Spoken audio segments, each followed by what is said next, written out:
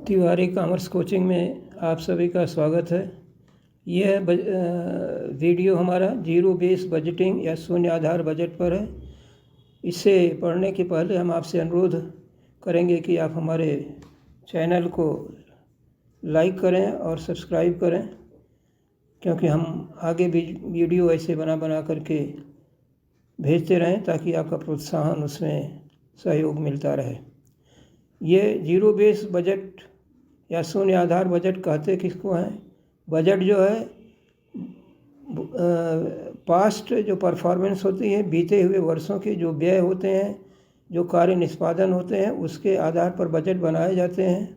परंतु जब हम बजट पिछले वर्षों के व्ययों को न देख करके बल्कि वर्तमान परिस्थितियों को ध्यान में रखते हुए बजट तैयार करें तो इसको हम शून्य आधार बजट कहते हैं या जीरो बेस बजट कहते हैं।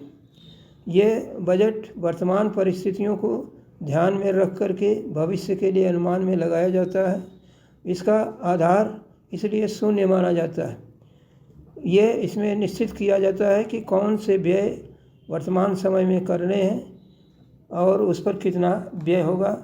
हर विभाग का जो मैनेजर होता है, प्रबंधक होता है, वह अपने व्यय को उचित ठहराने के लिए अपने तर्क प्रस्तुत करता है।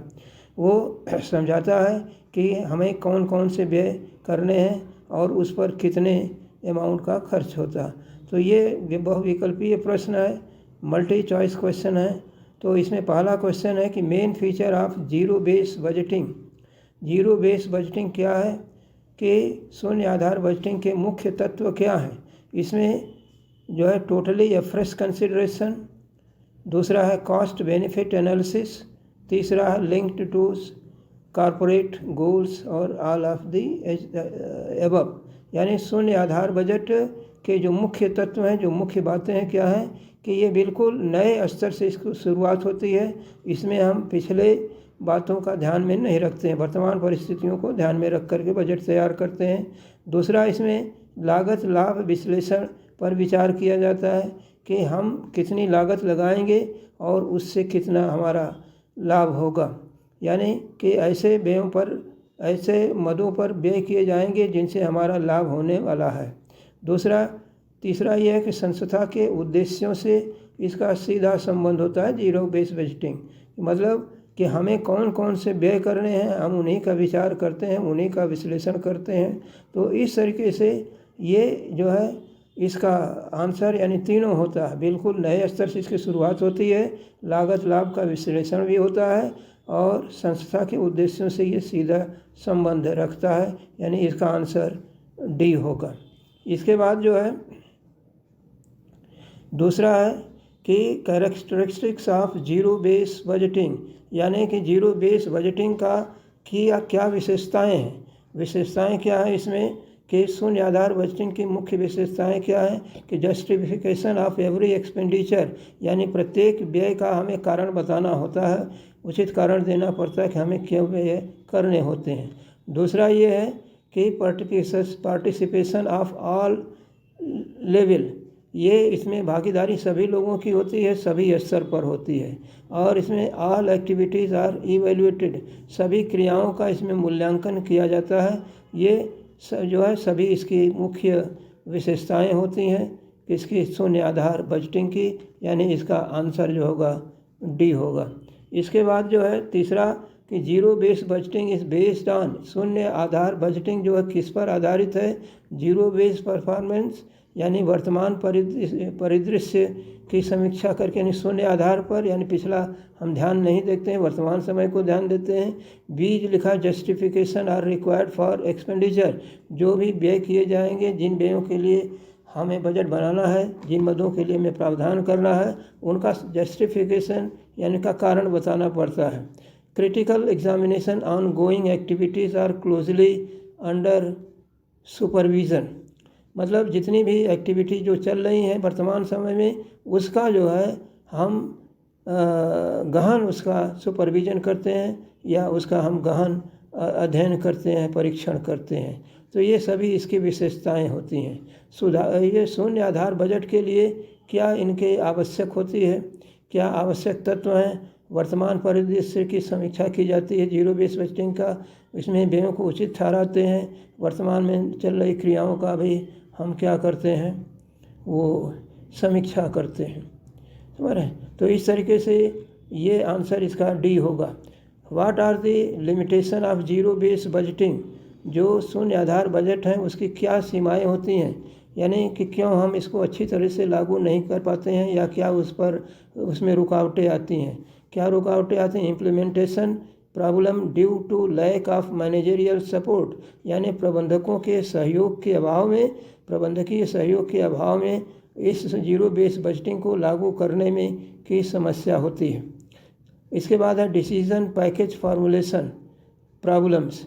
प्रबंधकीय सहयोग के अभाव में लागू करने की तो समस्या होती है, उसके साथ इसमें निर्णय लेने की समस्या होती है। जो मैनेजमेंट होता है उसमें उनके निर्णय लेने के लिए वो ढीलापन उनमें पाया जाता है। इसके बाद इसमें जो खर्च होते हैं, जो लागत होती है, उसको लगाने की समस्या होती है, यानी कॉस्ट प्रॉब्लम होती है। शून्य आधार बजटिंग की ये लिमिटेशन, ये सीमाएं होती हैं। इसके बाद जो है कि 5वां क्वेश्चन कि which of the following performance condition is considered for preparing zero base budgeting? शून्य आधार बजट को बनाने के लिए हम किसको आधार मानते हैं? पास्ट परफॉर्मेंस यानी कि पिछले वर्षों का, एग्जिस्टिंग परफॉर्मेंस यानी वर्तमान समय के जो कार्य निष्पादन है, और भविष्य के, नन ऑफ दीज। तो इसमें हम वर्तमान समय को जो परफॉर्मेंस है संस्था का, उसको मान करके हम ये जीरो बेस बजट तैयार करते हैं। इसके बाद जो है process of zero base budgeting. Zero base budget बनाने के लिए कौन सी क्रियाएं, क्या प्रोसेस होते हैं या क्या स्टेप होते हैं? तो इसमें है determination of the objective of budgeting. Budget के उद्देश्य का निर्धारण करना होता है। बजट के लक्ष्य को निर्धारित करना होता है कि हम बजट को क्यों बना रहे हैं। Determination of the extent to which the zero base budgeting is to be introduce, यानी वो सीमा तय करनी पड़ती है कि कहाँ तक हमें बजट किन किन मदों के लिए बनाना है। उसके बाद है निर्णय पैकेज की समीक्षा, रैंकिंग। जो निर्णय लिए जा रहे हैं उसके समीक्षा करनी पड़ती है, यानी कि अच्छा है कि ख़राब है, इस तरीके से दिया पड़ता है। ऑल ऑफ दी एबव, ये जो है आपका शून्य आधार बजट प्रक्रिया की सभी जो है आपके आंसर हैं, यानी कि 8वां जो इसका 6ठे का डी आंसर होगा। इसके बाद है 7वां कि कहाँ पर ये जीरो बेस बजटिंग का सबसे पहले उपयोग हुआ। In which country zero base budgeting used firstly? UK, United Kingdom में पहले हुआ, कि यूनाइटेड स्टेट में हुआ, कि इंडिया में हुआ, कि इटली में हुआ? तो सबसे पहले इसका जो शुरुआत है संयुक्त राज्य में, यूनाइटेड स्टेट के कृषि विभाग में, डिपार्टमेंट ऑफ एग्रीकल्चर में 1961 में इसकी शुरुआत मानी गई। अपने यहाँ भारत में भी इसका कुछ इसको लागू करने का प्रयास किया गया, लेकिन वो प्रयास जो है सफल नहीं रहा। तो इस तरीके से इसमें इसका जो कंट्री की शुरुआत है, कहाँ ने इसको लागू किया सबसे पहले, ये जीरो बेस बजटिंग को यूनाइटेड स्टेट्स का कृषि विभाग, एग्रीकल्चर, डिपार्टमेंट ऑफ एग्रीकल्चर। शून्य आधार बजट सर्वप्रथम किस देश से प्रारंभ हुआ? तो क्या है, यूनाइटेड किंगडम है, यूनाइटेड स्टेट है, और भारत है, और इटली। तो बताया हमने कि भारत में इसका कोशिश किया गया था कुछ वर्षों पहले, लेकिन ये भारत के प्रकृति के हिसाब से जो है वो नहीं हुआ सफल। इसके बाद है who is the founder of zero base budgeting? Zero base budgeting का कौन सा जनक है, यानी किन्होंने इसको निष्पादित किया, किसने इसका आविष्कार किया है? तो इसमें मिस्टर कार्टर हैं, मिस्टर विलियम पिकल्स हैं, पीटर ए पहर हैं, और नन ऑफ दीज। तो सब इसका विचार जो लाया गया किसके द्वारा? पीटर ए पहर के द्वारा। समझ रहे हैं? तो ये आपका ये जिमी कार्टर यानी कि अमेरिका के राष्ट्रपति का भी इसमें सहयोग रहा है, लेकिन विचार जो मुख्य रूप से किसका रहा? पीटर ए पहर का है, यानी इसको इन्हीं को जनक हम मानते हैं। इसके बाद जो है कि 9वां में the advantage of zero base budgeting are. Zero base budgeting का लाभ क्या है? कि it ensures that every programme undertaken by the manager is essential. ये है कि ये निश्चित करना कि प्रबंधकों द्वारा लिए गए प्रत्येक निर्णय क्या है, आवश्यक है। जो ये निर्णय इनके लिए लेना आवश्यक है, ये इसके लाभों में से आता है। It helps in identity areas of wasteful expenditure, मतलब इस प्रकार के बजट से ऐसे व्ययों, ऐसे मदों के ढूंढने में आसानी होती है जो बेकार होते हैं, यानी कि जिनका व्यय करना लाभदायक नहीं होता है। और all links budgets with the corporate objective, ये बजट सीधा सीधा संबंधित होता है किससे, कि जो कॉरपोरेट यानी कि जो संस्था है उसके उद्देश्य से जुड़ा होता है। और ये सारे के सारे जो पॉइंट हैं यानी ABC इसमें सब इसके लाभों में आते हैं, इसलिए इसका आंसर उपयुक्त सभी होगा यानी D होगा। लास्ट क्वेश्चन क्या है कि zero base budgeting will be appropriate in areas where output is not related to production. ये कह रहे हैं कि जीरो बेस बजटिंग, शून्य आधार बजटन उन क्षेत्रों में उपयुक्त है जहां उत्पादन इससे संबंधित नहीं होता है। यानी zero base budgeting will be appropriate in areas where output is not related to production, यानी कि जहाँ पर जो उत्पाद हैं, जो प्रोडक्ट हैं, वो प्रोडक्शन से संबंधित नहीं होते हैं, वहाँ के लिए जीरो बेस बजटिंग उपयुक्त होती है।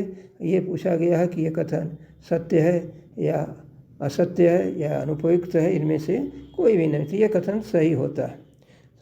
तो इस तरीके से ये हमारा छोटा सा वीडियो जीरो बेस बजटिंग थोड़ी जानकारी के लिए दिया जा रहा है। धन्यवाद, शुक्रिया।